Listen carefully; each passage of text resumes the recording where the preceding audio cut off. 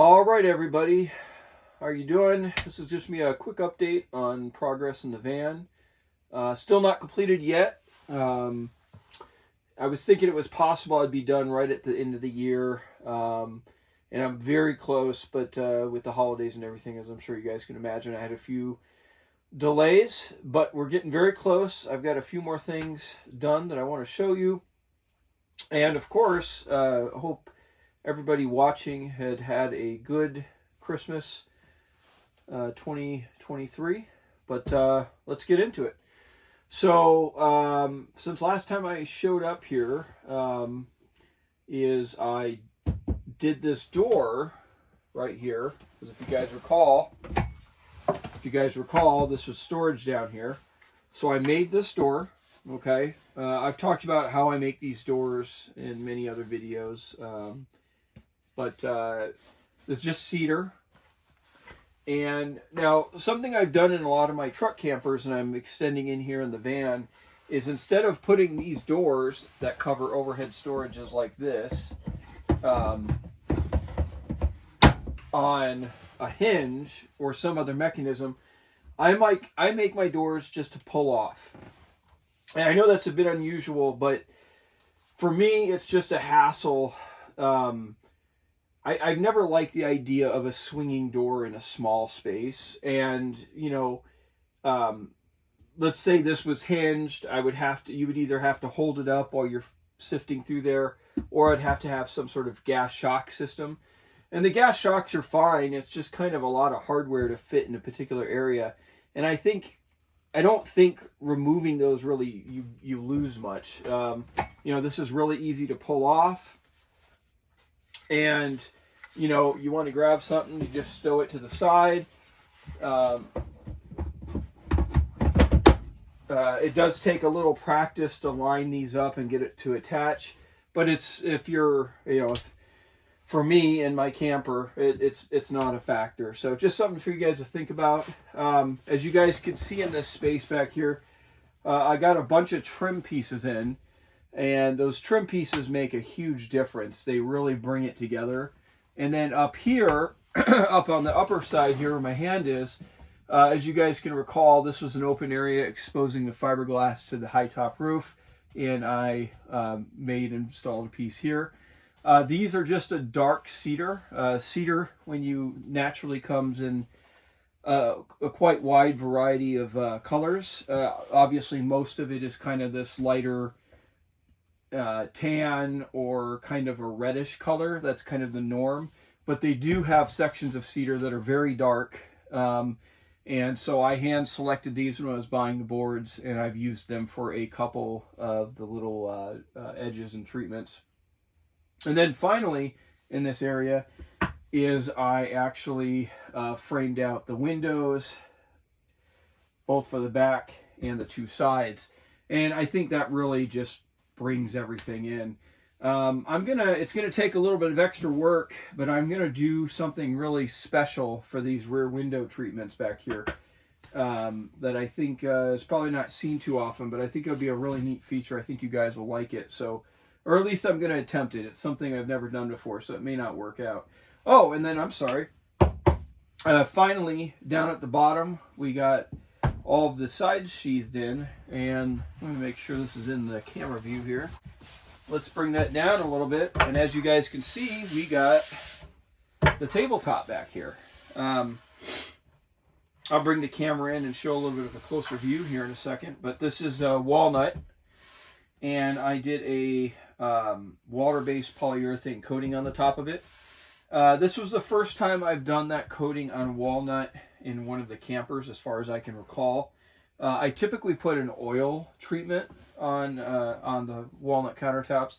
I think I actually like aesthetically the oil treatment a little bit more than the poly, but I do have to acknowledge that the polyurethane coating will make this countertop a lot more durable. This will obviously be a work or eating station. Now this is of course cut to the same width as the opening down here, so I don't have the rails in yet, but I will put in some rails, and this tabletop could sit down here and make this area back here a big bed.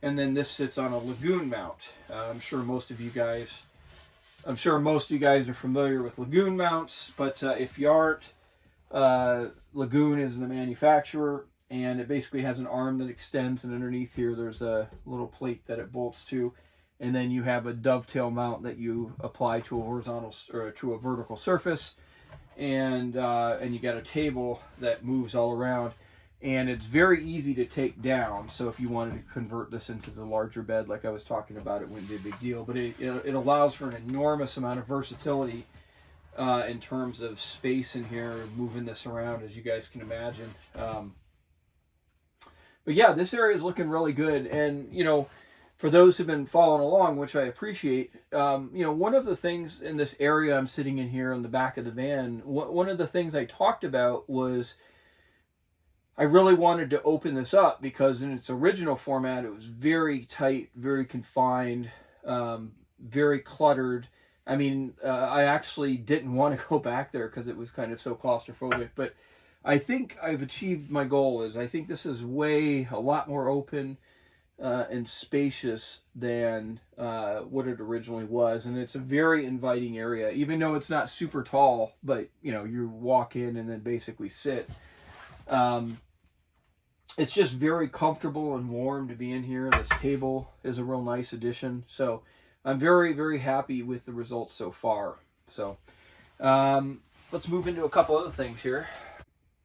All right, guys. So regarding the hardware I used for that pull-off door I showed you at the beginning of the video, this is what I used. This is the first time I've used these. I believe they've been around for a while, but they come in 2 pieces.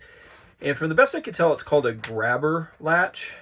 I'll include a description in the video. But so this would be on the flat piece, so like the door, and then this would mount like that on the frame around the opening. And then this little hook here, when you put them together, they snap together, and it's great for in here because it holds everything together, and then it gives a little bit of resistance when you open it up. So for example, I use those on the drawers down there to kind of hold those in place. Speaking of additional tasks done, it's not finished with any finish yet. Most of all the wood in here is not, but I got the drawer face in for down here. So that's a nice little storage area, and it snaps in place. I use that same hardware for that, those grabber latches. All right, and then up here, I completed this door for this overhead storage area, also using those grabber latch hardware, and you guys see how they're mounted right there. And then I just push together, holds in tight like that. That was all done with one hand, not too shabby. Clap, I'm kidding. And then what you probably notice here is you really can detect the difference in the tones of wood. So I've been starting to put on the finish that will be over all the cedar. And I was originally going to do a water-based polyurethane, but I've changed my mind and I'm going to use that Osmo hard wax. And this is I believe it's a 3021, which is their gloss. But I really like how it looks. It's got a very kind of a satin. The sheen, it's really hard to describe the sheen. It's kind of it's got a little bit of, I would say like it's described as a gloss, but I don't know if it's because of my application or just the way they describe it. But this is like more of a flat sheen. Looks really nice. It does change the tone of the wood slightly, as you guys can see there. But I think it's to the good, and it really highlights the character of the wood there. So anyways, we've got this door finished. Things I still have to do is I have to put in some trim down in here, tie it into this. David Patrick, you suggested putting in a reading light for the seat down here. Well, I took your advice, and I actually bought a little rotating light. Pretty inexpensive on Amazon, but I still have to mount that. And I've got to continue this piece of trim into this overhead shelf area there. And but yeah, I mean, little things like that. And you guys had seen the door here. This had been finished, but I don't think I did a video of it installed. I did my little short where I was trying to be funny, saying it was a safe room. It's just a bathroom. I was just trying to be funny there. I don't know if my humor was missed, but anyways, this is what the door looks like mounted. And again, I treated this door, but not the surrounding area, with that wax finish, so you guys can really start seeing the contrast and see how that finish is going to look, which I think is actually going to look pretty darn good.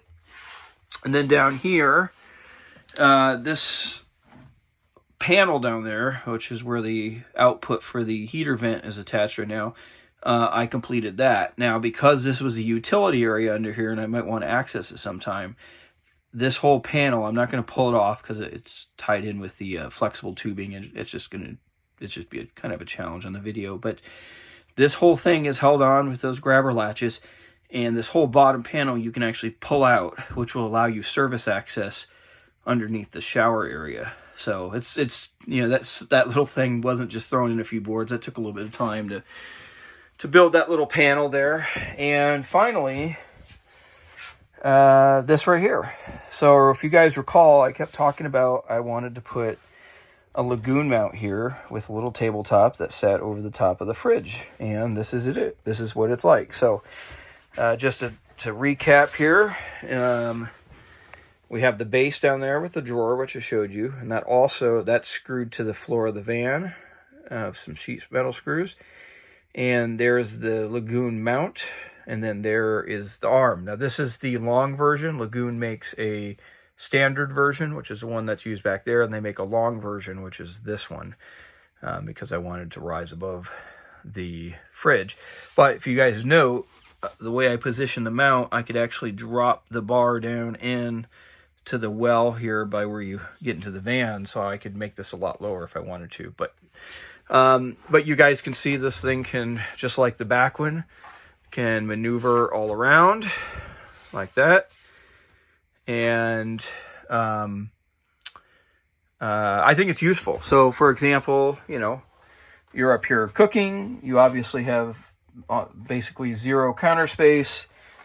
This little table down here, you could pull up. Maybe you could chop some things or stage some stuff. But then directly behind you, you have this table that you can use, right? You can, whatever you're doing, right? It's like another mobile counter space. And if you need to get in the fridge, you don't have to move everything. You can just slide it over just like that, and you still have enough room to maneuver in here.